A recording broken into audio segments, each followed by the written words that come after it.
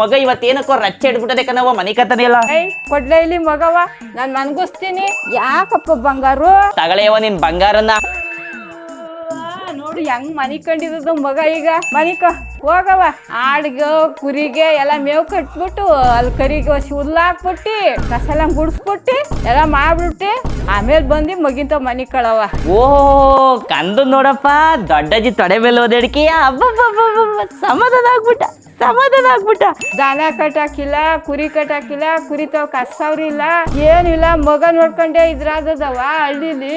ನೀನು ನನ್ ನೋಡಕ್ ಬಂದು ಇಲ್ಲ ಮೊಮ್ಮಗನ್ ನೋಡಕ್ ಬಂದು ಇಲ್ಲ ನನ್ನ ಕೈಲಿ ಕೆಲಸ ಮಾಡ್ಸಕ್ ಬಂದೋ ನೀನು? ಅಲ್ಲ ನಿನ್ನುವೆ ಮಗನು ನೋಡ್ಕೊಂಡು ಹೋಗೋಣ ಅಂತ ಬಂದಿದ್ದು. ಏನು ಕೆಲಸ ಮಾಡ್ಲಿ ಅಂತ ಹೇಳ್ದನಪ್ಪ. ಅಲ್ಲ ನಾನೇನು ಬಾಂತನ ಮಾಡ್ಕೊಳಕ್ ಬಂದಿದ್ದಾನೋ ಅಥವಾ ನಿನ್ ತಂಗಿ ಮನೆ ಕೆಲಸ ಮಾಡಕ್ ಬಂದಿದ್ದಾನೋ? ಮಗ ಬಾಣ್ತಿ ಅಂತ ಸುಮ್ ಕೂತ್ಕೊಬಿಟ್ರದೇ, ಹುಡಿಕೊಂಡ್ ತಡಿಕೊಂಡ್ ಕೆಲಸ ಮಾಡ್ಬೇಕು ಕಣವ. ಅಕ್ಕನಾಗ ನೀನು ಸರಿಯಾಗಿದ್ದಿ. ದನ ಕಟ್ಟಾಕ್ಬೇಕಂತೆ, ಕಸ ಸುರಿಬೇಕಂತೆ, ಪಾತ್ರೆ ಬೆಳಗ್ಬೇಕಂತೆ, ಯಾರು ಹಿಡ್ಕೊಳಕ್ ಕೇಳು ಒಂದ್ ಆಳ.